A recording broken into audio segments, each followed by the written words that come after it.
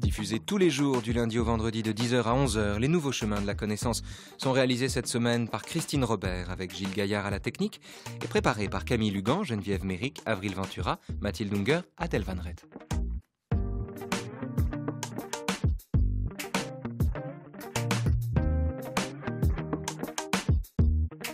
Adèle que vous retrouverez tout à l'heure à 10h50 pour le journal des Nouveaux Chemins, en compagnie de l'ami Michel Crépu, l'excellent directeur de l'excellente Revue des Deux Mondes.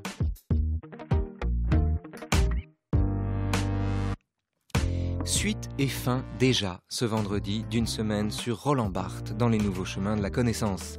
Après les mythologies, les cours au Collège de France, l'anti-modernisme paradoxal de Barthes et le Japon du prince de la littérature, c'est des fragments d'un discours amoureux que nous allons parler aujourd'hui, toujours en compagnie d'Éric Marty et en compagnie également d'Igor et Grishka Bogdanov, les jumeaux stellaires qui furent dans une autre vie les témoins privilégiés de l'époque où Barthes rédigea ces fragments.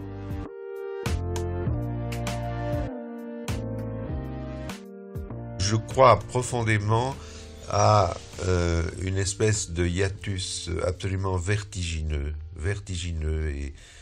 et démoniaque presque entre le sujet qui aime, le sujet qui pense, le sujet qui parle, d'une part, et d'autre part le sujet qui écrit.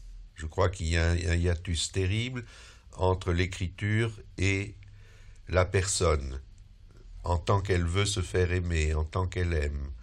Et je ressens toujours d'une façon poignante le fait que souvent j'écris pour être aimé, au fond, pour être aimé, peut-être même parfois de tel ou tel. Et en même temps, je sais très bien que cela ne se produit jamais, qu'on n'est jamais vraiment aimé pour son écriture, voyez-vous. I'm through with love. I'll never fall again. Said adieu to love. Don't ever call again. For I must have you. I'm no one. And so I'm through with love. I've locked my heart. I'll keep my feelings there. I have stocked my heart with icy Frigidaire, and I mean to care for no one. Bonjour Éric Marty. Bonjour. Bonjour Igor et Grishka Bogdanov. Bonjour. Mais pourquoi êtes-vous là tous les deux, Igor, Grishka? Nous sommes là parce que nous avons accompagné, si on peut dire, Barthes dans deux géographies qui étaient les siennes, la géographie parisienne, puisque nous étions au séminaire dans les années 76 et 77. Séminaire à l'école pratique des hautes études. À l'école pratique des hautes études, son séminaire restreint. D'ailleurs, nous partagions ce plaisir avec Eric. Qu'on retrouve avec bonheur aujourd'hui. Absolument. Et puis une autre géographie qui est la géographie gasconne, dans le sud-ouest, puisque nous étions voisins de Roland Barthes, enfin, quelques centaines de kilomètres, 120 kilomètres, et nous allions le voir, le visiter en voisin, chaque année, chaque été. Vous faites partie de ces êtres qui ne pèsent en rien. Vous m'apparaissez comme des extraterrestres bienveillants. Aimait-il à vous dire, c'est bien vu.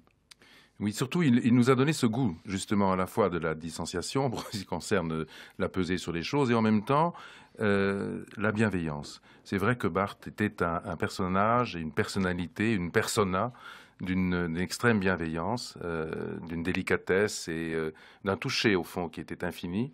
Et il nous l'a transmis. Il nous a transmis cette sensation de l'autre, en ne l'agressant jamais et en étant toujours attentif à son destin. Alors on est de plein pied dans ce dont on va parler aujourd'hui, c'est-à-dire des fragments d'un discours amoureux, dont je voudrais vanter ici la très belle édition aux éditions du Seuil, dans la collection telle quelle, la vieille édition, dont avec cette espèce de rectangle grège, un mélange de gris et de beige, l'expression est de Marc Voinchet, elle est très juste. Donc les fragments d'un discours amoureux, c'est l'objet de la conversation aujourd'hui, et on est au terme de cette semaine sur Roland Barthes, et je vous disais, Éric Marty, avant cette émission, que au terme de cette semaine, on était en un sens pas plus avancé qu'au début, on ne le connaît pas mieux, ni moins bien. Et finalement, on peut retenir de toute cette semaine le sentiment qu'il faut en matière barthésienne s'en tenir aussi aux impressions. Or, l'impression qu'on retire de la lecture, de la fréquentation de ces fragments d'un discours amoureux, c'est en l'occurrence l'impression d'une tristesse infinie. Est-ce que vous partagez ce sentiment, Éric Marty? Non, pas du tout. Non, j'ai pas du tout cette impression-là. Et d'autant plus que j'ai fait un séminaire sur ces fragments d'un discours amoureux à l'université. Et ça a été un séminaire euphorique. Oui, jubilatoire. Jubilatoire. Oui. Les étudiants étaient heureux qu'on leur cite, qu'on leur lise les fragments des discours amoureux, étudiants. Et il y avait une euphorie, pas seulement comme ça, sensuelle ou psychologique, non, aussi une euphorie intellectuelle, parce que c'est un texte d'une générosité, d'une intelligence totale, tout en étant un texte qu'on peut lire en effet comme un amoureux, qu'on peut lire comme une fiction, qu'on peut lire à différents degrés. Je crois, moi, j'ai pas du tout l'impression justement autant La Chambre claire est un texte profondément mélancolique, triste. Le Journal de deuil, bien sûr, qui a été publié l'an dernier, l'est aussi.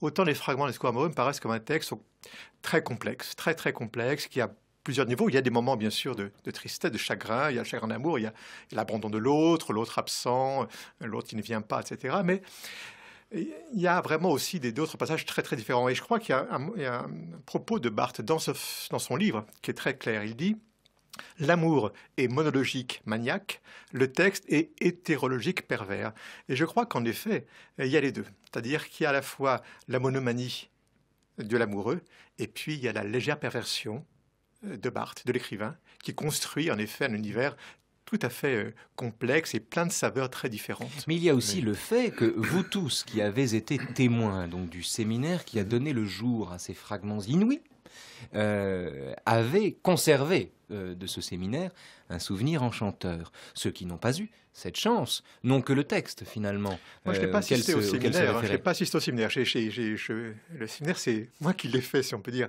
il y a quelques années, que j'ai publié donc dans mon livre Barthes, métier d'écrire. Mais je n'étais pas présent au séminaire. J'ai rejoint le séminaire après, où j'ai rencontré donc, nos amis Bogdanov, mais je n'étais pas présent à ce séminaire-là. La lecture que j'ai pu en faire, puisqu'on a publié au Seuil ce séminaire, m'a donné aussi l'impression de très grande puissance, de très grande euphorie, de très grande présence aussi. Ah oui, Oui, absolument. Igor. Nous avons assisté, donc nous étions à ce séminaire-là, et ce qui était extraordinaire, c'est que on va retrouver, si je puis dire, le séminaire était placé sous le signe d'une double fête. C'était la fête du langage d'abord. Hein. Le langage de Barthes, porté par cette voix formidable que l'on connaît, qui est une voix qui enchante, une voix qui ensorcelle un peu. Ça, c'était une première chose. Et puis, il y avait la fête de l'écriture aussi, parce que dans ce livre-là, dans les fragments du discours amoureux, j'ai retrouvé, quand je l'ai lu, ce même sentiment de participer à travers le défilé des figures qui caractérise la construction même du livre, hors de toute tentation de sens, comme il le dit lui-même. C'est une espèce de manège langagier, mais au sens le plus noble du terme. On est dans une espèce de fête... Où tourne l'essence. Où tourne le sens, comme ça. Et c'est ce vertige dont parle Barthes, que l'on ressent en premier, mais qui est un vertige heureux, bienveillant, qui, de mon point de vue, confine vraiment au bonheur le plus parfait de la lecture. Quand on attend quelqu'un dans un café, on est toujours symboliquement dans la position de l'enfant qui attend sa mère, finalement.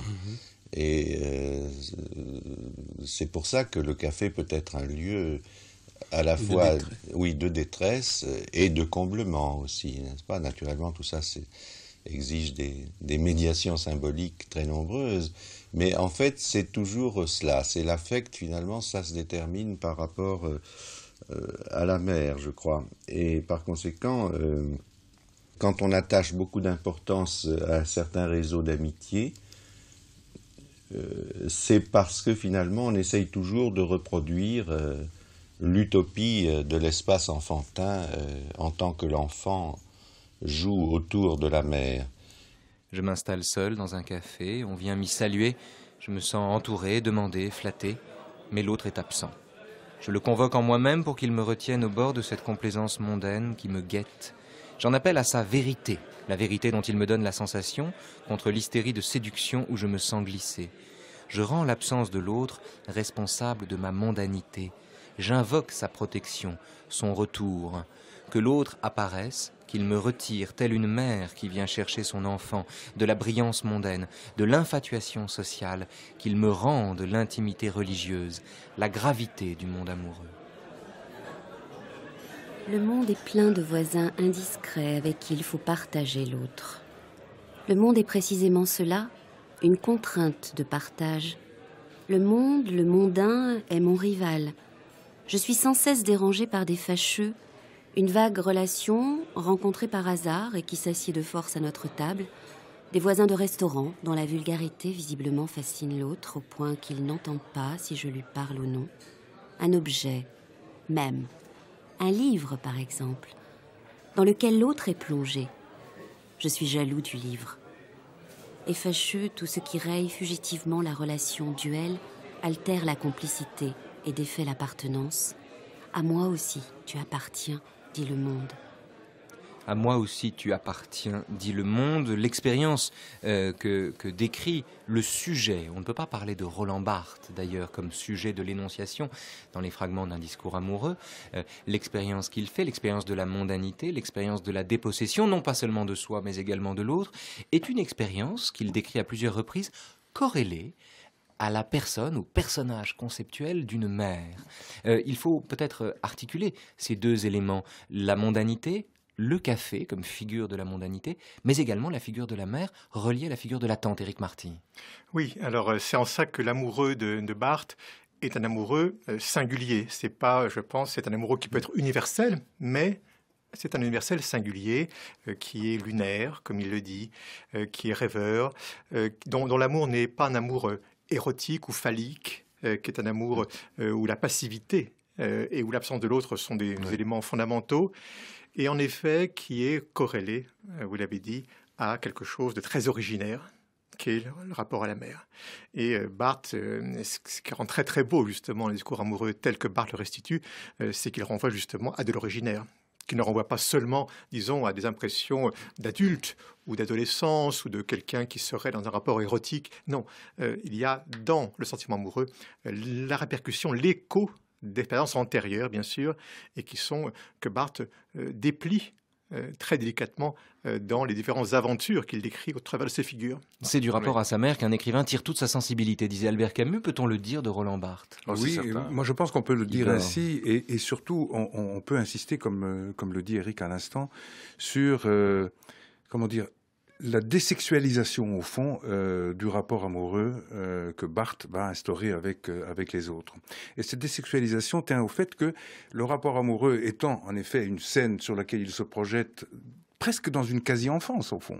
Il retrouve un sentiment qui est un sentiment antérieur à lui-même. Donc, finalement, la sexualité n'y occupe que la place, comme il le dit d'ailleurs dans le RB, Roland Barthes par lui-même. La sexualité, ce sont des épisodes de sexualité enfantine, enfin, mais pas plus que ça, d'une certaine manière. Et de ce point de vue-là, le rapport de Roland Barthes avec sa mère est fondamental. Nous avons assisté à plusieurs reprises donc au tête-à-tête de Roland Barthes avec sa mère lorsque nous étions à Urt. Et ce tête-à-tête était une véritable plongée, je crois, pour Roland Barthes vers son propre passé archaïque, vers sa propre enfance. Quand, par exemple, en plein été, nous allons, après le déjeuner où on s'est dit peu de choses finalement, parce qu'on ne parle pas ou très peu, on avale en silence une omelette avec des poivrons, enfin bon, et ensuite de quoi Barthes dit à sa mère, il fait très beau, « Maman, on va faire un tour, on va aller dans le jardin ». On part dans le jardin et à ce moment-là, sa mère, alors qu'on est en plein été, c'est le mois de juillet, lui dit « N'oublie pas ta laine, Roland, parce que tu pourrais prendre froid. »« Oui, oui, maman, oui, d'accord, je vais la mettre. » C'est ce qu'il répond. Et on sent que dans ce dialogue-là, il y a toute une éternité d'enfance qui se joue, tu vois. Une espèce de façon de dire, finalement, je suis toujours ton tout petit enfant de 7-8 ans, et j'accepte de me faire protéger par toi. Vous dites, Éric Marty, dans les très beaux fragments qui sont de votre main et qui commencent votre livre sur Roland Barthes, le métier d'écrire, fragments qui sont... Alors vraiment, on comprend quand on lit Barthes qu'on ne peut lui rendre hommage que de façon fragmentaire et que la meilleure façon de lui être fidèle, c'est de perpétuer ce geste d'un éternel recommencement, donc d'une fragmentation de l'écriture. Dans les fragments, un moment, vous revenez sur cette relation avec sa mère et vous dites quelque chose, je trouve, de très juste, de très puissant. Vous dites, Barthes aurait sans doute aimé que cette relation si forte et si centrale qu'il avait pour sa mère ne soit pas interprétée comme une figure de son homosexualité. Il était sans doute alors dans la souffrance de savoir son amour menacé par la facticité de sa sexualité, sans cesse menacé de ne pouvoir s'authentifier auprès du monde comme n'importe quel amour, sans cesse menacé de ne pouvoir échapper à la détermination névrotique. Ce que vous désignez comme détermination névrotique, Éric Marty, est-ce qu'on peut y voir un synonyme de ce que Barthes désigne comme la mondanité qui dépossède de l'autre dans les fragments d'un discours amoureux? Oui, c'est-à-dire c'est en fait l'image. L'image de l'homosexuel vivant avec sa mère, par exemple. Mais c'est toute image que Barthes supportait très mal. Et c'est pour ça, d'ailleurs, qu'il était assez silencieux. Comme un effet de pouvoir, finalement, Voilà. la réification d'un individu dans une image Tout à fait. d'Épinal. C'est l'image que Sartre a donnée sur Genet. Hein. Tu es voleur, le voleur qui devient voleur parce qu'on l'a capté sous cette image. Et Barthes rêvait au fond d'un monde sans image, d'un monde où les rapports humains soient justement dans la bienveillance. Et c'est le mot que vous avez employé qui est tout à fait juste. Bienveillance qui justement suppose la suspension des images. Et la relation qu'il avait avec sa mère était une relation d'amour, mais évidemment que le monde ne comprend pas, à laquelle il faut qu'il donne un sens, qu'un seul sens, celui d'un rapport névrotique de l'homme qui est resté pathologiquement attaché à sa mère. Or, cette relation n'était pas pathologique du tout. Elle était parfaitement libre, heureuse, ouverte. Et comme vous, j'ai assisté au rapport entre Barthes et sa mère. Ce qui m'a frappé, c'est que la langue barthésienne était aussi la langue de la mère. Oui, absolument. Et elle parlait Barthes. Elle parlait la langue Barthes. Exact. Et c'est fascinant que Proust parle un moment à propos de Bergotte. Il rencontre, je crois, la famille de Bergotte. Il retrouve chez le cousin ou chez la sœur, je ne sais plus, de Bergotte, la langue Bergotte. Et j'avais été frappé de la même chose pour Barthes, d'un rapport très profond avec une langue, avec des expressions très, très identiques. Je pense que vous avez eu le même sentiment. Ah oui, absolument. D'accord. Ils parlaient la même langue, elle parlait le Barthes, d'une certaine manière, et ça s'étendait d'ailleurs même jusqu'au frère qui, à un certain moment... Michel Salcedo, oui. oui, voilà, qui parlait également le Barthes, enfin, d'une certaine façon. C'était très, très curieux, parce que on avait l'impression que s'instituait à travers ces êtres une sorte de communauté de langage très particulière, et que cette communauté était une communauté légère, parce qu'on n'en abusait pas. C'était pas, on n'entrait pas dans le jargon. On était simplement dans une sorte de communauté bienveillante, encore une fois, entre chacun de ces êtres qui partageaient les mêmes mots, le même langage, la même vision du monde, sans doute. Alors la petite communauté bienveillante que nous formons ensemble dans l'abominable studio 153 de la Maison de Radio France, mais où nous sommes autour, donc il y a une table ronde grise recouverte de livres de Roland Barthes, le discours amoureux, le lexique de l'auteur qui vient de paraître au Seuil, votre livre Éric Marty, Roland Barthes, le métier d'écrire. On n'a pas pris les œuvres complètes parce que elles nous accompagnent d'une certaine manière depuis le début de cette semaine, les fragments d'un discours amoureux, le livre également d'Hervé Algalarondo, Les derniers jours de Roland Barthes, paru chez Stock, cette communauté bienveillante qui essaie de comprendre Barthes, qui essaie de le restituer par bribes. Est-ce que les trois individus qui composent cette communauté, vous trois, donc Igor et Grishka Bogdanov et vous, Éric Marty, seriez d'accord pour dire que les fragments d'un discours amoureux sont malgré tout le bréviaire d'une solitude et un ouvrage sur l'attente, essentiellement, c'est-à-dire aussi sur le fantasme, Éric Marty? Alors, c'est très compliqué de répondre à cette question. Je dirais que c'est une solitude peuplée parce que l'autre est à la fois un autre qui n'est pas, qu'on ne peut pas posséder, bien sûr, qui s'éloigne toujours, qui a une forme d'absence, mais en même temps, l'autre est merveilleusement saisi. C'est-à-dire que ce n'est pas une solitude autiste. Barthes n'est pas dans la position, je dirais, d'un Beckett ou d'un Blanchot. C'est pas du tout cela. S'il y a une solitude de Barthes, c'est une solitude très très sensuelle, très très sensible, et qui est habitée justement par l'autre, par rapport auquel il y a une immense écoute et une immense aussi. Ce que je voudrais dire, c'est que l'autre est sans cesse présent sous la forme d'images très sensibles. Oui, mais c'est vous qui avez dit, vous-même avez dit qu'il voulait vivre dans un monde sans images. Oui. alors sans image au sens, je dirais, d'image verbale. Voilà, l'image verbale. L'image, le PD, l'image, l'intellectuel, l'image, le parisien, l'image au sens quelque chose qui fétichise, qui réduit. Mais l'image, en tant qu'espace visuel, exempte le sens aussi, et donc peut être parfaite de cette manière. Et le livre Fragments d'un discours amoureux est un livre où les images sont omniprésentes. C'est un livre vraiment d'images, y compris l'image dont vous parliez de la couverture, qui est une image de deux mains qui se touchent très légèrement et qui sont une des images innombrables du rapport amoureux. Oui. J'aime beaucoup commencer.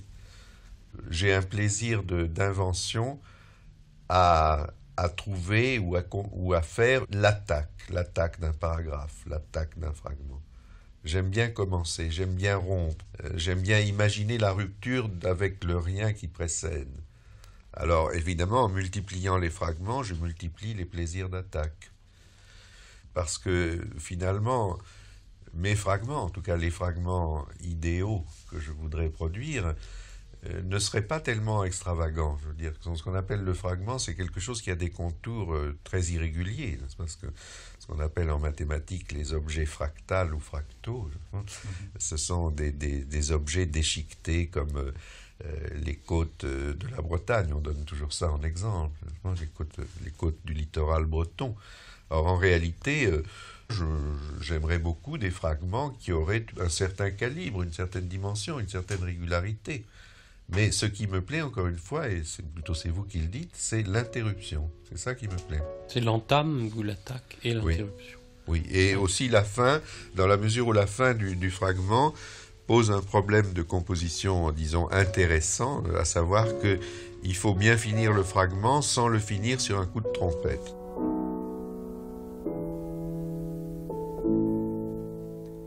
J'attends un téléphone. Cette attente m'angoisse plus que d'habitude. J'essaye de faire quelque chose et je n'y arrive pas bien. Je me promène dans ma chambre. Tous les objets dont la familiarité d'ordinaire me réconforte, les toits gris, les bruits de la ville, tout me paraît inerte, séparé, sidéré comme un astre désert, comme une nature que l'homme n'aurait jamais habitée. Je feuillette l'album d'un peintre que j'aime, je ne puis le faire qu'avec détachement.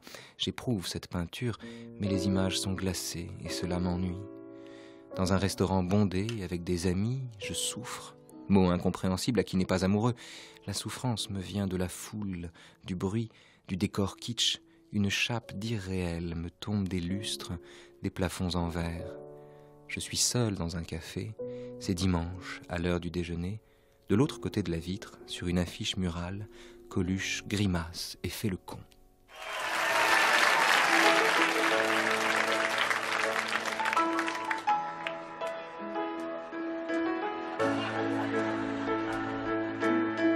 Avec mon air con, je reconnais partout mes salopettes râpées aux genoux et mes lunettes sur mon gros nez. C'est pourtant vrai que j'ai l'air con quand je tombe par hasard devant une glace, il m'arrive de me faire marrer. Je suis l'andouille qui fait l'imbécile, la coqueluche des durs au boulot. J'aime mieux faire marrer le prolo que faire penser dans les familles. Je reviens un instant sur le commencement. Ce texte absolument extraordinaire, mais qu'il faut peut-être approcher pour mieux le comprendre, mieux le saisir. Le commencement, chez Barthes, c'est l'introduction de quelque chose qu'on appelle une singularité dans un espace régulier. C'est quelque chose qui va marquer, en quelque sorte, le début d'une aventure de sens. Une aventure verticale. Une aventure verticale, qui tranche, qui va couper, et qui va donc introduire un sens. Et là, on va loin chez Barthes. Parce que ce qu'il dit là a l'air comme ça, un petit peu en surface. En réalité, ça plonge en profondeur dans la vérité de la philosophie barthésienne. Cette philosophie qui va en écho chercher ses fondements, peut-être même chez Platon. Platon, lorsqu'il nous parle de la philosophie de l'amour, il invente en quelque sorte la philosophie du désir, cette philosophie de la libido, eh bien, il crée en quelque sorte l'écart qui doit exister entre le sensible et l'intelligible, entre le monde de la forme en quelque sorte et le monde de l'idée, des idées. Et lorsque Barthes nous parle du commencement, il va chercher l'idée, il va chercher le monde des idées, il va s'éloigner de la forme pour entrer dans l'intelligible.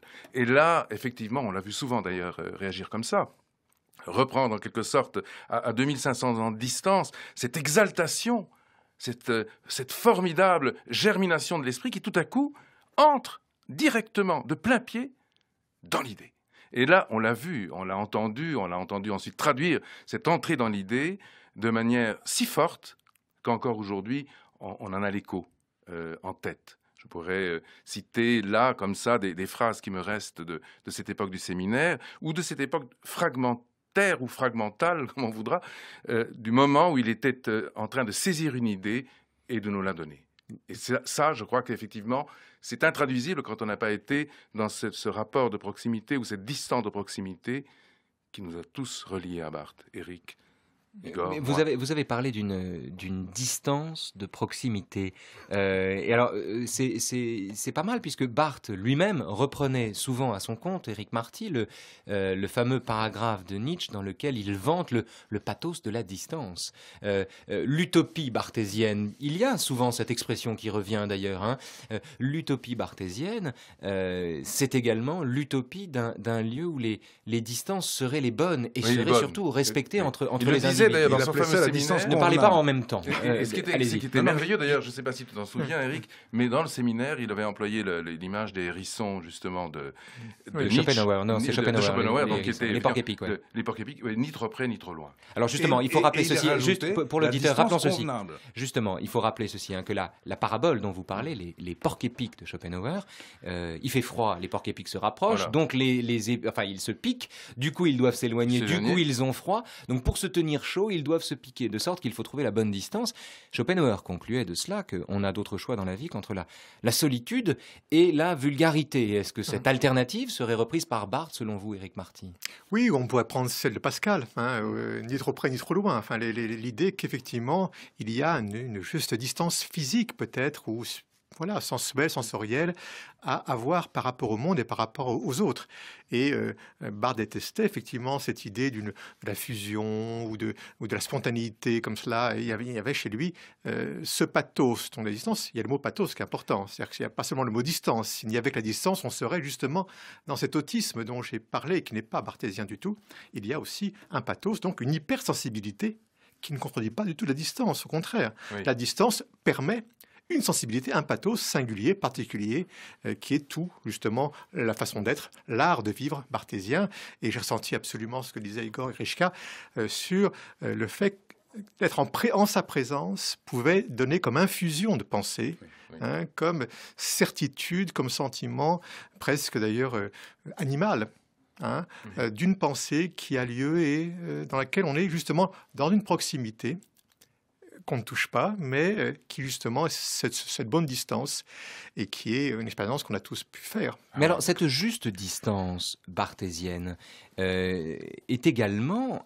alors, quand on parle d'une distance en général, on pense à quelqu'un qui se méfie de la proximité ou de la promiscuité. Et dans le même temps, il faut prendre la mesure du fait que la même personne se méfie également de l'absence. L'excès de distance n'est pas préférable à celui qui désire la distance que l'excès de proximité. Barthes ne cesse de raconter, alors je reviens sur l'impression de tristesse, après tout, pourquoi pas, hein, ne cesse de décrire la douleur qui va avec l'absence, justement, c'est-à-dire en l'occurrence l'excès de distance. Quand il parle du téléphone, par exemple, il dit l'autre y est toujours en instance de départ, il s'en va 2 fois, par sa voix et par son silence. À qui est-ce de parler? Nous nous taisons ensemble. Encombrement de 2 vides. Je vais te quitter, dit à chaque seconde la voix du téléphone. Qu'en pensez-vous? Ça me ramène à quelque chose, à un moment extraordinaire que nous avons vécu quand nous étions donc à Saint-Lary, à 120 km de Roland. Il était à Urt, c'était en été, en début de ce mois d'août, et il nous appelle au téléphone, justement. Il nous appelle et on dit « Ah, mais Roland, mais quelle joie de t'entendre !» Et il nous dit « Oui, mais je ne vous appelle en fait que pour une seule raison. » Alors on lui dit « Mais dis-nous laquelle ?» C'est tout simplement que vous n'êtes pas là.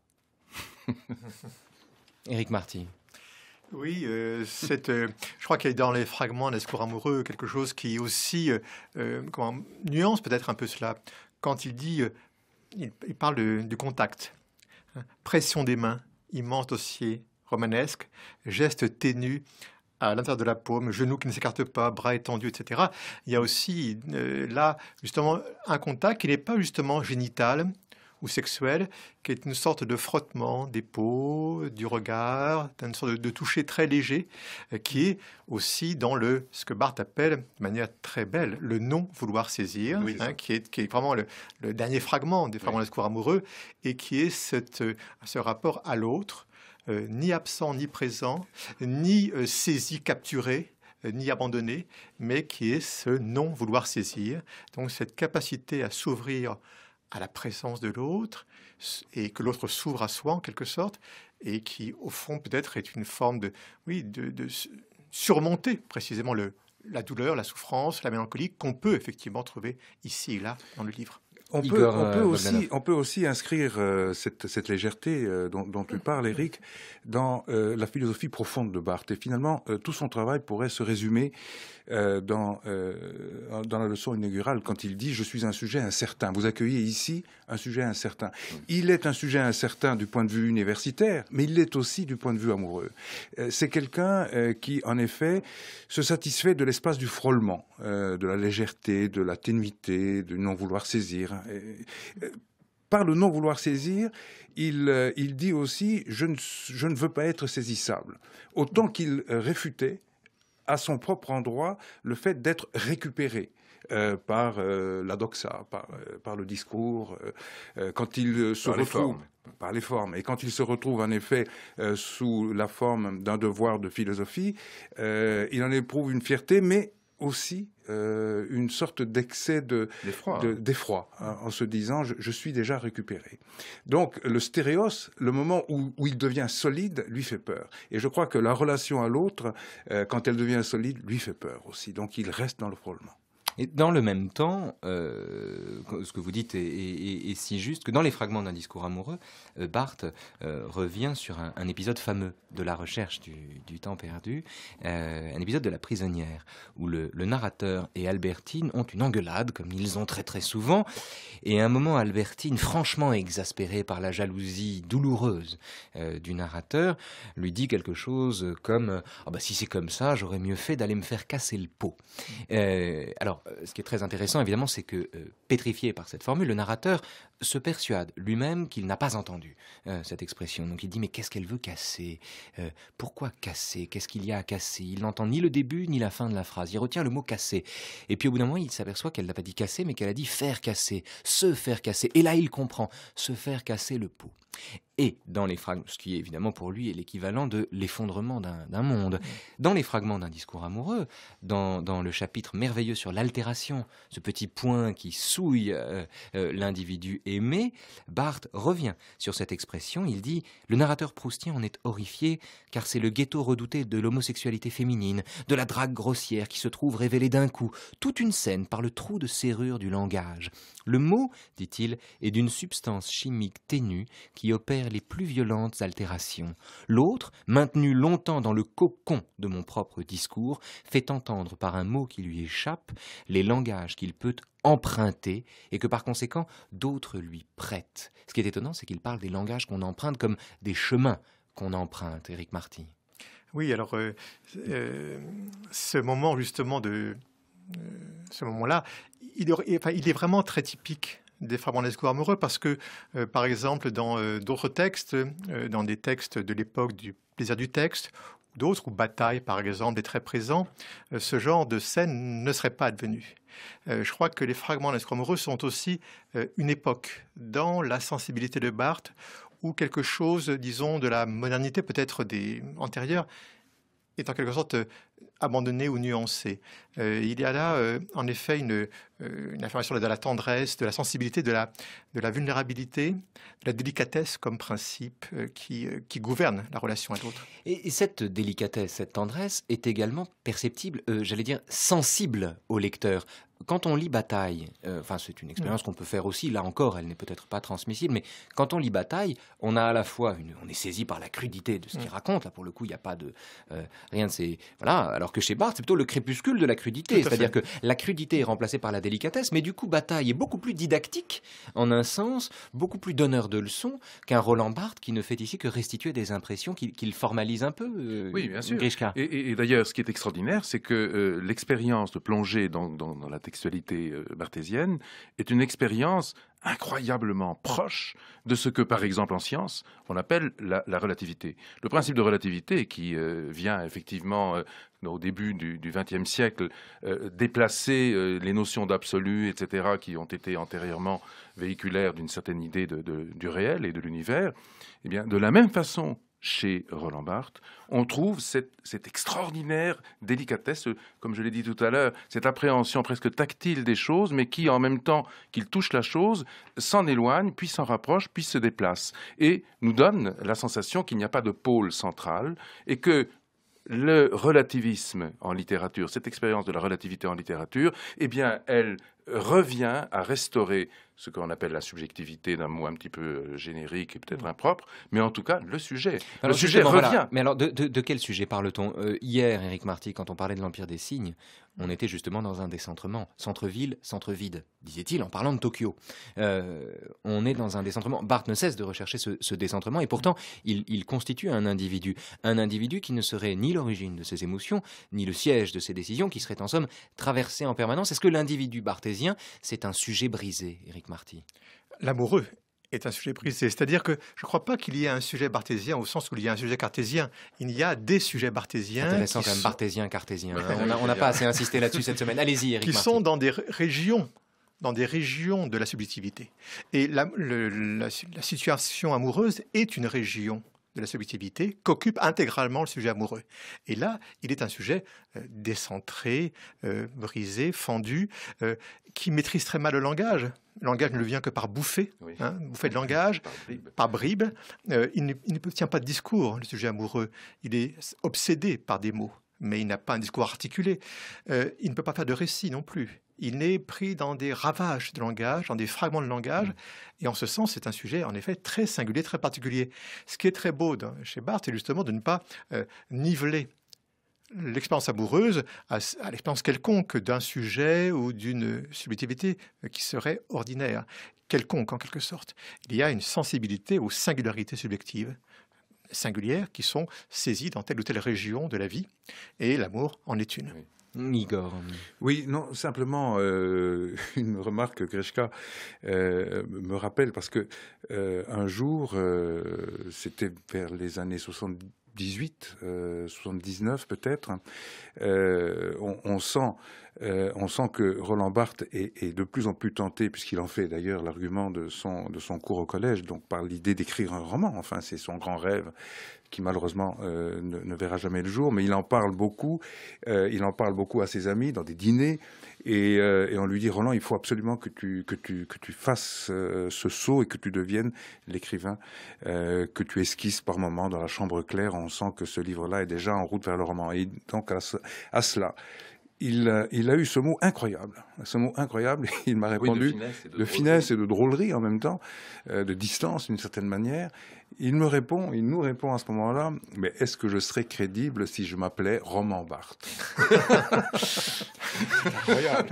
Igor et Grishka Bogdanov sont frères, c'est Roman Barthes qui parle. Igor et Grishka Bogdanov sont frères et même vrais jumeaux. Je ne crois pas que cette circonstance privée soit étrangère au charme du livre qu'ils ont écrit en commun. Non qu'il faille mettre sur le compte d'un accord rare l'unité de leurs intérêts, de leurs goûts, de leur culture, de leur travail, mais parce qu'il se dégage de leur livre une impression de joie unitive, de comblement, et comme une persuasion de bonheur que le travailleur solitaire obtient difficilement.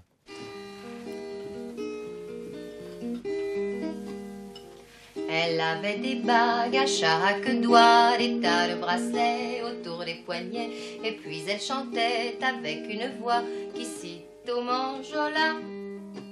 Elle avait des yeux d'opale qui me fascinaient, qui me fascinaient. Il y avait l'ovale de son visage pâle, de femme fatale qui me fut fatale, de femme fatale qui me fut fatale.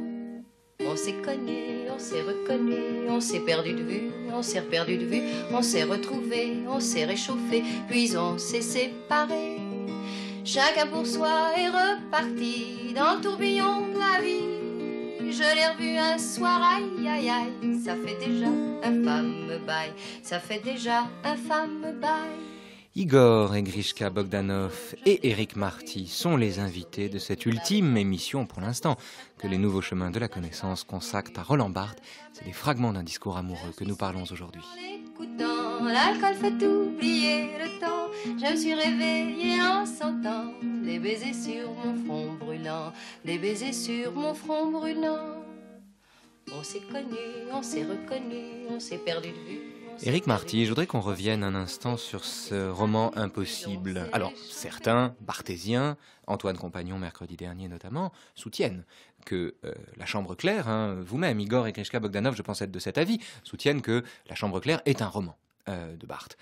D'autres pourraient être plus sceptiques là-dessus. En tout cas, il y a débat sur cette question. Barthes n'est pas incontestablement romancier, à tout le moins. On a mercredi discuté avec Antoine Compagnon de la possibilité pour Barthes, ou de l'impossibilité pour Barthes de faire œuvre romanesque, dans la mesure où son travail reposait sur la fragmentation. Les fragments d'un discours amoureux en témoignent. Et que cette fragmentation lui permettait à la fois d'atomiser les effets de pouvoir des discours des époques qu'il traverse, mais en même temps lui empêcher, lui, de faire œuvre narrative. Est-ce que vous êtes d'accord sur ce double, cet organe obstacle finalement de la fragmentation qui lui permet à la fois d'être subversif, mais qui l'empêche d'être romancier? Moi, je dirais qu'il y a beaucoup de romans écrits par Barthes. Mythologie est un roman. L'Empire des signes est un roman. Le Sur-Racine est un roman. Les fragments d'un discours amoureux. Fragments d'un discours amoureux est un roman. Ce sont des romans. Ce sont des romans, mais ce ne sont pas des récits. Et on peut, bien sûr, imaginer... Donc ce ne sont pas des romans au sens où Barthes l'entend. Non, parce que Barthes voit dans le roman une notion très très ouverte et son roman à lui est un roman en effet qui n'est pas pris dans les codes de la narration ordinaire, qu'à la fois Barthes n'aime pas, par une sensibilité très très personnelle, qu'il ne veut pas reproduire, mais aussi parce qu'il a justement une telle sensibilité à l'objet qui ne veut pas, en quelque sorte, engluer ces objets dans la pâte d'un récit, dans la pâte narrative. Quand il dit, pour Fragment des discours amoureux, que ça ne peut pas être un roman d'amour, parce que le roman d'amour, justement, c'est une trahison du sentiment amoureux. Le roman d'amour, c'est le tribut que paye l'amoureux pour réintégrer le monde, après avoir vécu son histoire. Eh bien, pour en quelque sorte conserver l'authenticité profonde de la parole amoureuse, elle doit être fragmentaire. Elle doit être par bouffée de langage. Elle doit être dans une sorte de solitude et d'obsession de phrases. Elle ne doit surtout pas prendre la forme d'une histoire d'amour avec un début, un commencement, un milieu et une fin, qui est toujours précisément la réintégration du sujet dans le monde par l'échec dans la relation amoureuse. Oui. Donc, je crois que Barthes a écrit d'innombrables romans, y compris dans certains articles sont des romans, au fond, de Barthes. Il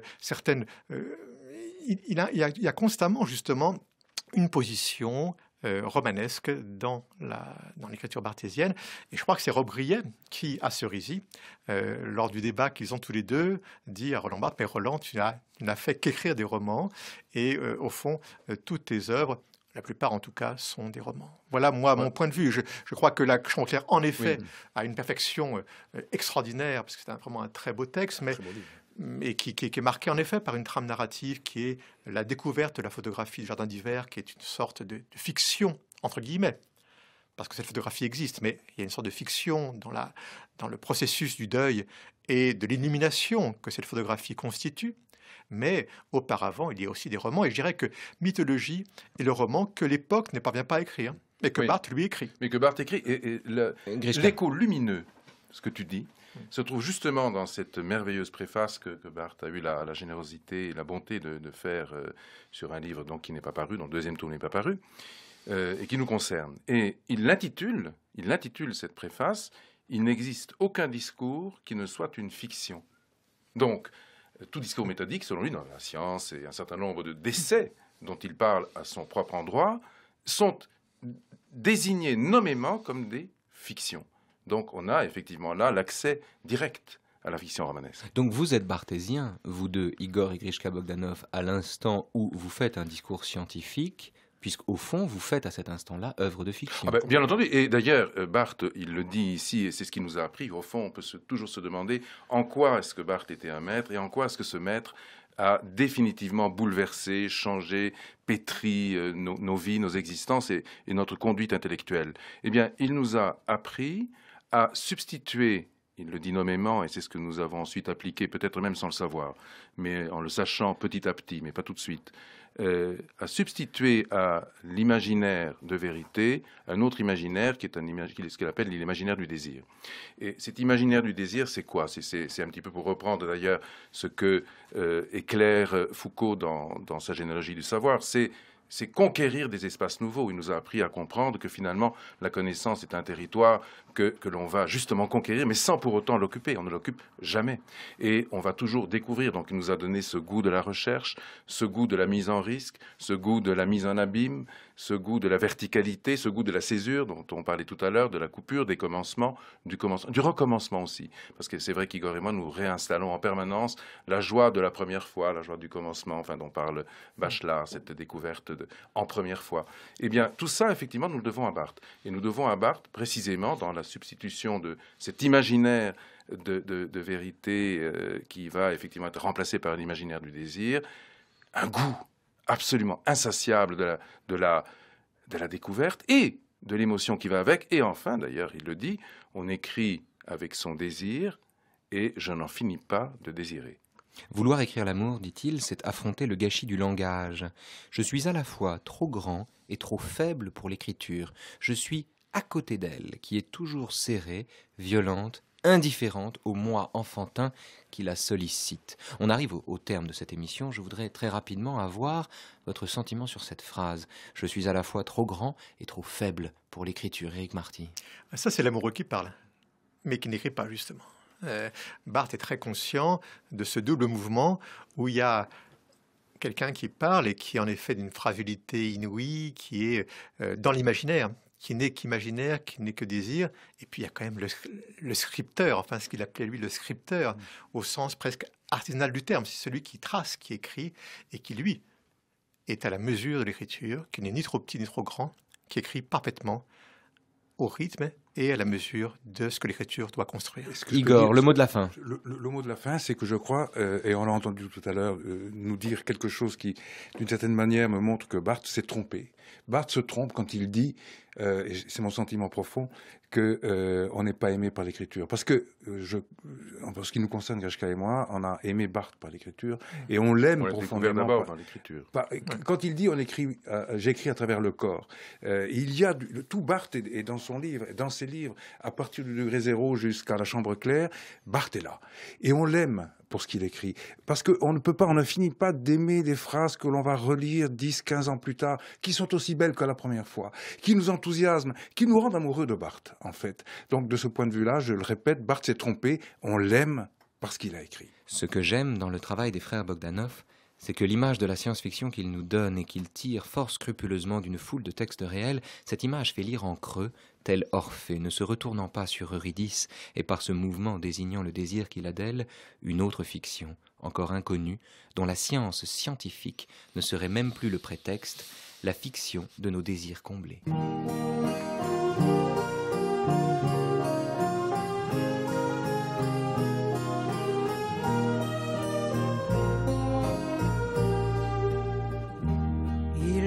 D'avoir 18 ans, il était beau comme un enfant, fort comme un homme.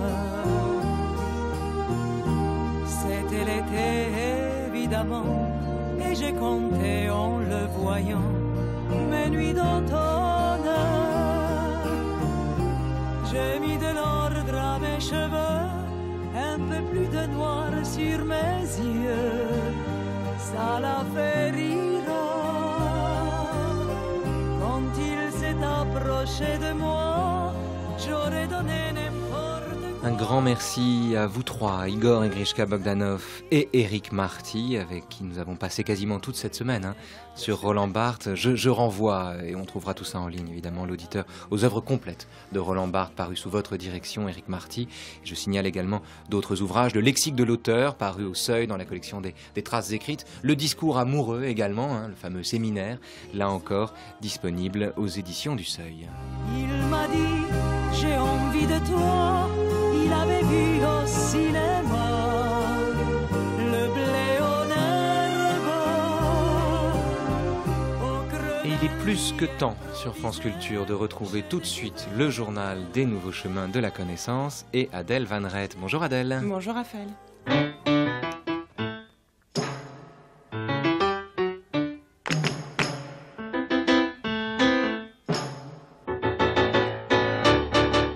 Change de gémellité, on passe aux Deux Mondes. Oui, la revue des Deux Mondes. On finit cette semaine en parlant de la plus ancienne revue d'Europe, la revue des Deux Mondes, donc, qui était fondée en 1829 dans la volonté d'incarner l'humanisme hérité des Lumières, en insistant sur deux aspects, le croisement des disciplines d'une part, et l'importance des voyages, au sens propre comme au sens figuré d'autre part.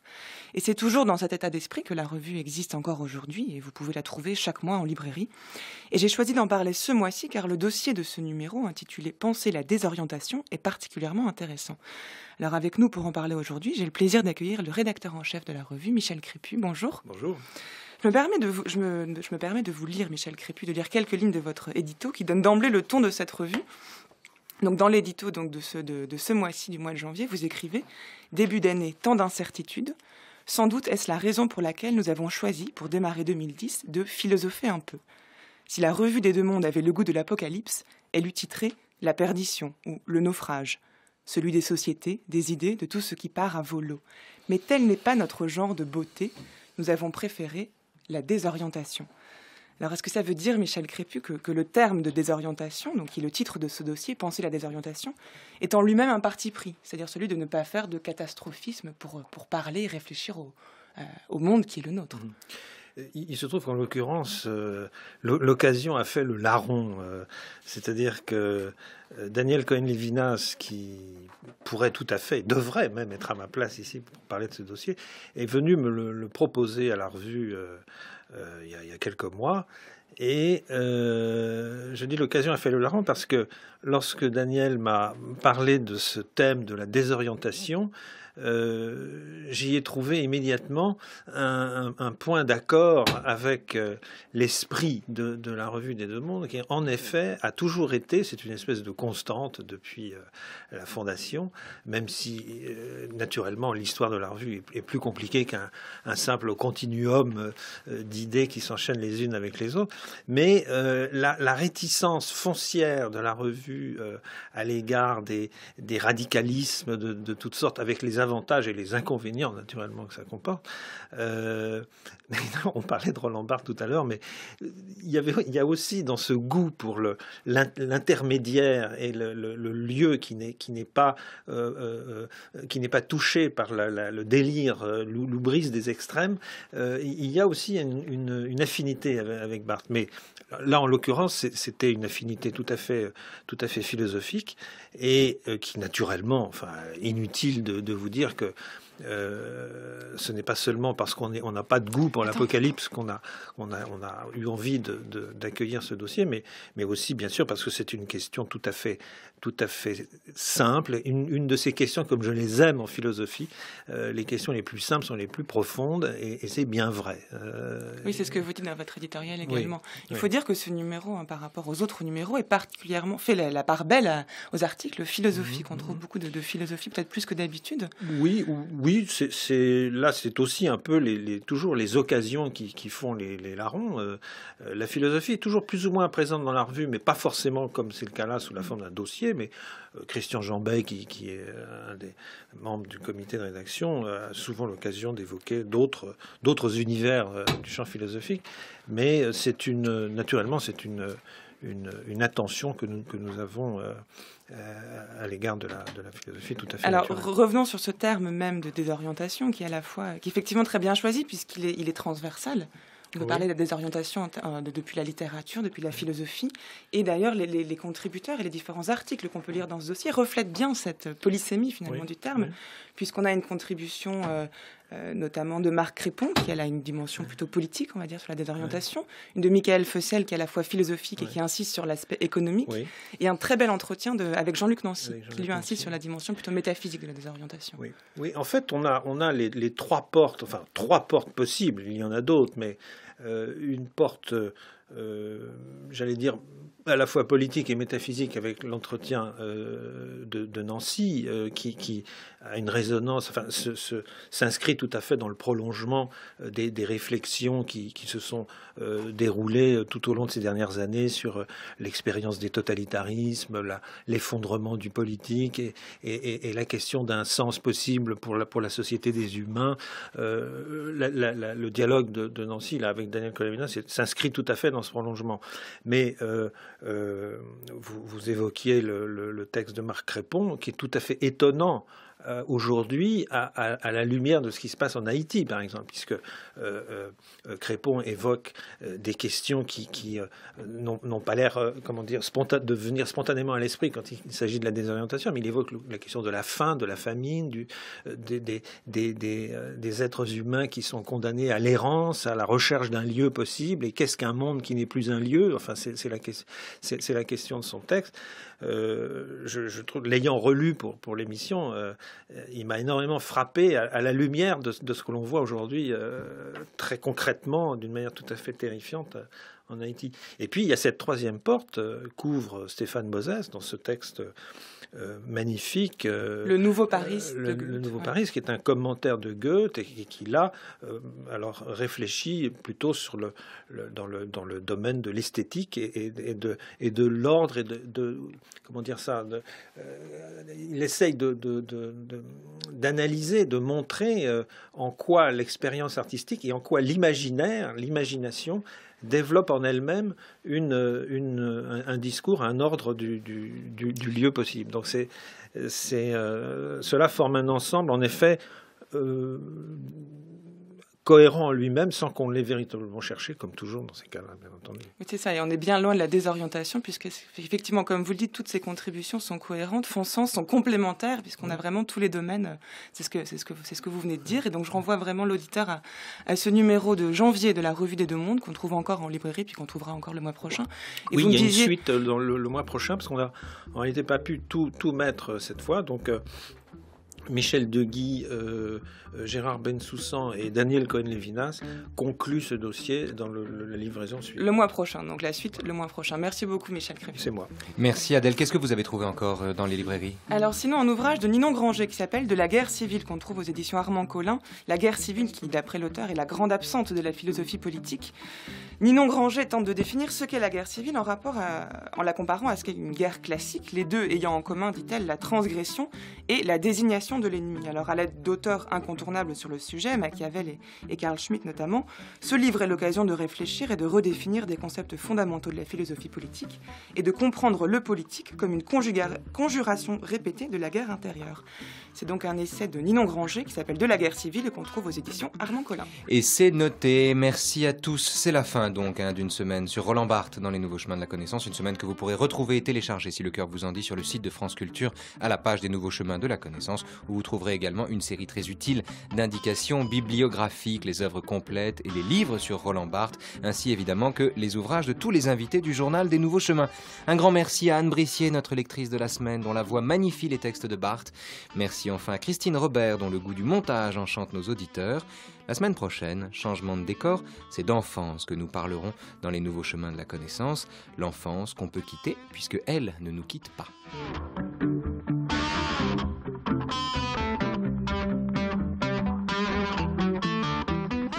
À lundi donc, de 10h à 11h, comme tous les jours, du lundi au vendredi. France Culture, il est 10h59. Dans un instant, question d'époque.